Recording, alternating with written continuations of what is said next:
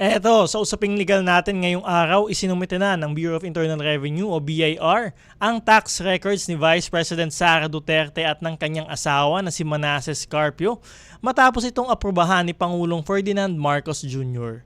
Matatandaan na naghain ng subpina ang Senate Impeachment Court sa iba't ibang bangko at ahensya ng gobyerno para ilabas ang financial records ni Duterte at ng kanyang asawa. Kaugnay sa alegasyon ng di umanong hindi maipaliwanag na yaman ng Vice-Presidente. Kaya naman sa ating tanong sa bayan ngayong Sabado, dapat bang isapubliko ang tax records ni Vice President Sara Duterte? Dapat bang isapubliko ang tax records ni Vice President Sara Duterte? Mag-text na inyong opinion sa 0917-626-1169, 0917-626-1169 o mag-comment sa ating live stream sa Usaping Legal Facebook page at sa Facebook page ng Radyo Pilipinas. Para pag-usapan ng usaping yan, makakausap natin ang spokesperson ng prosecution panel na si Attorney Benjamin Tolosa Jr. Good morning, Attorney Tolosa. Welcome sa Usaping Legal. Attorney Danny Galang po. Good morning, Attorney Danny. At good morning din sa lahat ng mga tiga-pakinig at tiga-subaybay ngayong araw. Yes, good morning, Attorney Jay. Ito ho, no, first things first, no. Ano ho yung reaction ho ng prosecution panel finally inapprove ho ni Pangulong BBM itong pagbubukas niya ho nitong tax records ho ni Vice President Sara Duterte? Okay, well, of course, kinakatuwa ho natin ito, no? Sabi nga ho ng palace spokesperson, si Attorney Claire Castro, sabi niya, tinanong siya ano yung reason. Ito ay para sa katotohanan. So the president clearly heeded the call, no, of the public who it's clear already everyone wants to see what's in this very important financial document. So tutuwa ho tayo dyan dahil importante yan, no, para makita natin, no, yung complete picture dito sa financial standing ng Vice Presidente, no, dahil yan ang pag-uusapan at kailangan tuntunin, no, pagdating sa article on unexplained wealth. Alright, sir. Pero 'di ba iba pa ho yung pagsasabina ho nitong tax records, financial records. Then magiging actual evidence ho ito. Ano ho sa tingin niyo? Ano ho yung magiging strategy niyo ho para ho talaga ito yung magamit na ebidensya dito sa trial ho? Well, that's correct, no? It's still positive step towards transparency, no? Yung fact lang na nasa unang-una pumayag ang impeachment court na isabina itong mga BIR, AMLAC, and bank records na to, no? Tapos ngayon, nasa pangangalaga na sila, no, ng impeachment court's clerk of court, no? So sa susunod na hakbang na to, ang gagawin namin, pag nandiyan na tayo sa article on unexplained wealth, magpipresenta tayo ng mga testigo, no, kung sino ang mga mag-identify nitong mga financial records na to, no, sa paglilitis. So sisiguraduhin namin na hindi lang ma-identify ito lahat na to. Well, unang-una, napakarami, lalo na yung bank records, no? But dapat it should be done in a way na madaling maintindihan, no, masundan ng mga kababayan natin. So now, after we have a witness, identify them in court, diba? And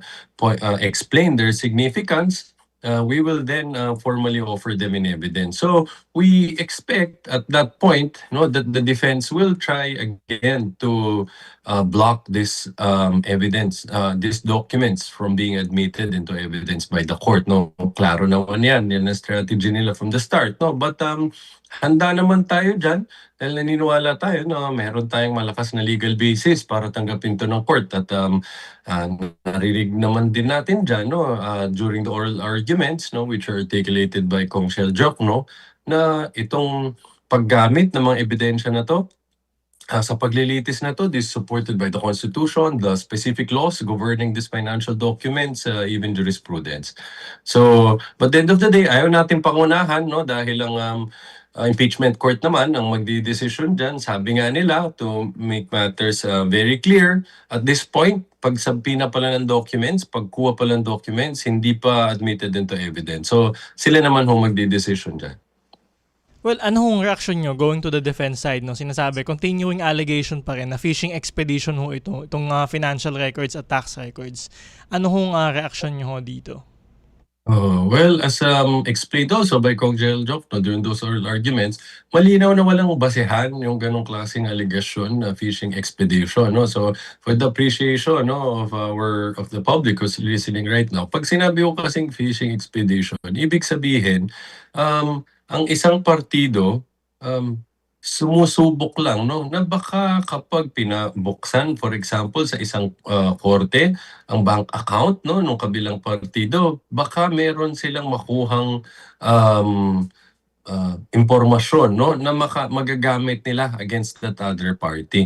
Clearly hindi ho yun applicable dito dahil lahat itong bank documents no na pinasabina natin at agreement ng court no, hindi to hula-hula no, may specific purpose bakit ito mismo ang ating pinasabina dahil babalikan ho natin yung kaganapan dun sa House of Representatives Committee on Justice kung saan umupo no, doon ang AMLAC Executive Director, nagpakita ko siya doon nung mga suspicious transactions reports and covert transactions reports kung saan pinakita ng mga dokumento na to merong financial transaction ng Vice Presidente at sa kanyang asawa no na amounting to 6.7 billion pesos no at naka-identify sa reports na to yung details ng mga bangko na ginamit para dito sa financial transactions na to. So naka-identify na ho doon anong account number, saang branch, no?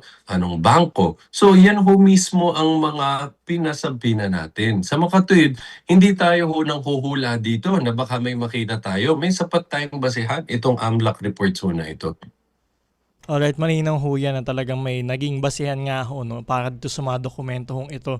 Ito ho ba would you manifest ho na dito sa Senate Impeachment Court na i-open ho ito sa publiko, itong mga tax records ho ni Vice President Sara Duterte?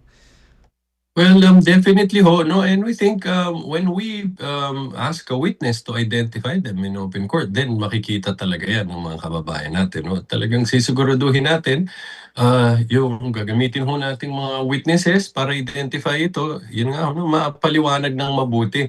Ano ba yung mga importanteng detalye na nandito sa mga tax records na to, AMLAC records na to, bank records na to, no? At ano ang kaugnayan nito dun sa usapin ng unexplained wealth. Lalo na itong mga boxes na to, nakita naman natin ng mga bank records, napakadami ho no, nung sinumite. So far na natatanggap talagang kahon-kahon no, ang natanggap na ng impeachment court. So kaya mabuti na din ho na inagahan natin yung pagsabpina sa documents na yan kahit wala pa tayo sa unexplained wealth, no? Nandun pa lang tayo sa grave threats dahil inaasahan natin na talagang madami ito dahil pinag-uusapan natin dito more than 100 bank accounts, no? So, kakain ho talaga ng oras yan. So, minadali natin yon para hindi ho maantala yung paglilitis. Alright, ito naman ho, going to Senator Pia Cayetano, no, hinainan ho siya ng ethics complaint dahil nga ho doon sa spliced video na pinost ho niya doon sa kanyang Facebook account. So, kayo ho ba, meron mo bang moves ang prosecution para maipa-inhibit ho siya kung sakasakali dito sa impeachment trial? Possible ho ba yun? Well, unang-una, no, talagang ang kolektibong opinion ho ng panel of prosecutors na itong nangyaring pag-post nito, no, napakaseryosong bagay, no? Ito ay nakakabahala, no? Dahil nga makikita natin doon na edit yung portion ng oral arguments kung saan mukhang pinapalabas na sinasabi ni Kong Shelchok, no, na nagbabaka sakali lang ang prosekusyon no sa pagsabina ng documents na to no which we've just discussed hindi ho yun ang nangyari, hindi yun ang posisyon ng prosecution. Ang mas masama pa ho dito o mas nakakabahala, merong text overlay sa post na to, no? Nakalagay ho dun sa text, nagbabaka sakali, question, nag-aakusa ng walang ebidensya. So kaya ho problematic itong post na to dahil pwede ho nitong bigyan ng impresyon yung mga kababayan natin na merong membro ng impeachment court na hindi na ho siya patas, no? Hindi na impartial, na mukhang kinikilingan na partido at bukod dyan mukhang nagkaroon na ng prejudgment, no? In other words, hindi pa tapos ang paglilitis, nandito pa lang tayo sa punto na naglalapag ng ebidensya ang prosecution pero mukhang meron ng paghuhusga na walang ebidensya ang prosecution. So nakakatakot ho ito dahil it may give the public the impression that they're members of the Senate Impeachment Court who are not able or not capable of participating in these proceedings in a fair and unbiased manner, no? So mahirap po 'yan dahil ma-erode yung trust nila, no, sa impeachment court. So but just the same, no, kahit po nakita namin na dapat po itong sana ho, no, hindi maulit, no, dahil talagang meron ho yung serious negative effects, no. Pero for now, we're not asking for the recusal, no, or inhibition of any senator judge dahil well, we want to give them benefit of the doubt and hindi pa naman ho natin na ririnig kung ano ho ang explanation paukol na dyan, no? And I'm sure at some point magkakaroon ho yun ng explanation dahil nakita naman natin ang public, no, talagang meron hong malaking concern dito na nagtatanong ano ho bang nangyari. So sa tingin namin posible kasing may explanation dyan, baka it was a clerical error in the part of an administrative staff who's controlling the social media.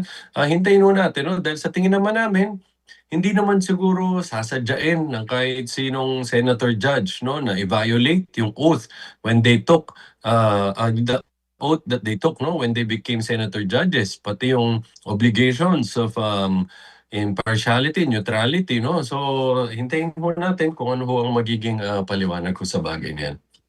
Alright, malinaw ho yan. Wala pa naman hong parang petisyon para ma-inhibit itong si Senator Pia Cayetano. Ito ho, Attorney Jay, no, pinasapinan niyo rin ho yung mga COA auditors para naman ho doon sa artikulo doon sa confidential funds. So tama ho ba? Ito ba next week ho ba sila haharap? At ano ho bang aasahan ng taong bayan dito sa mga testimonya ho nila?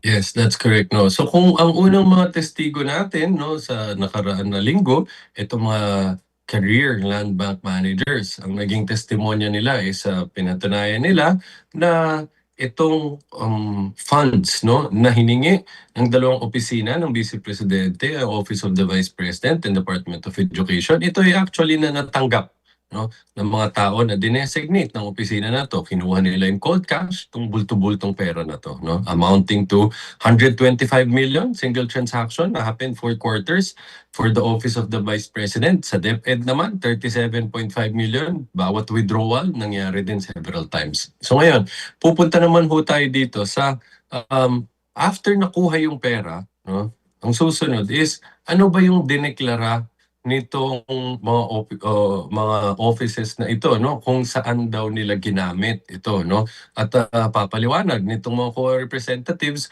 ano ba yung specific na rules sa lutuntunin, no, na that governs the use and liquidation of confidential funds. Kasi meron hong mga specific na purposes lang yan kung saan sila pwedeng gamitin, no. Meron ding prosesong dapat sundan kung paano mo na siya i-liquidate, no, dahil ang confidential funds well, confidential ang paggamit pero hindi confidential dapat, no, ang pag-liquidate diyan, no.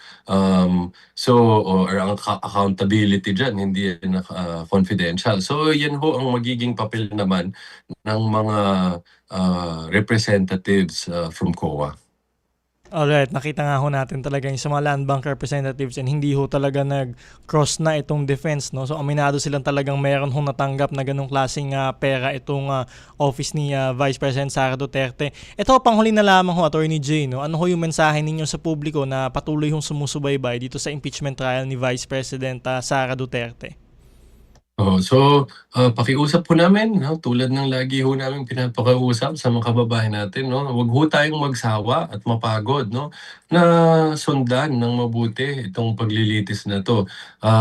Dahil lang mahirap ho, no, merong mga nakikita tayong seryosong attempts, no, na magkaroon ng misinformation and disinformation campaign, no, para malinlang yung mga kababayan natin, no, they will splice some portions of the hearing para palabasin na iba yung nangyayari, no, doon sa paglilitis compared to kung napanood natin yung buong paglilitis, alam natin kaagad kung ano yung tama, ano yung totoo, no, at meron ding attempts na i-convince yung mga tao na huwag nang manood, no. Kung baga para magsawa na, magkaroon ng impeachment fatigue or isipin hindi naman dapat maging interesado dito sa paglilitis na to. Yan ho yung napaka delikado din ho niyan. So lagi ho namin inaanyayahan mga kababayan natin, sundan ho natin itong mabuti para hindi ho tayo maligaw, no? At the end of the day, importante, pakinggan natin, suriin natin yung ebidensya.